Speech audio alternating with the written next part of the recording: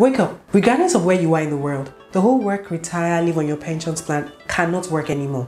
Not with all the rising prices and the dream life that you plan to live in the future.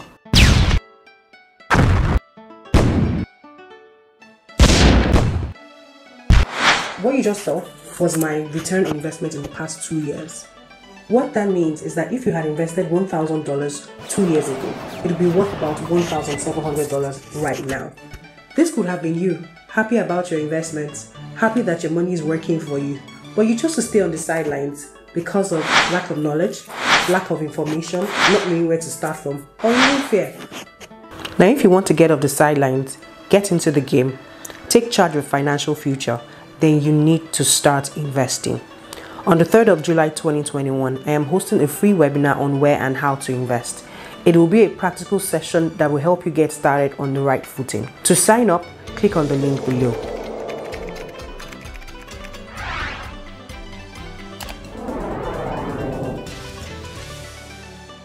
Don't forget, 3rd of July 2021, 5 p.m. GMT+1. See you there.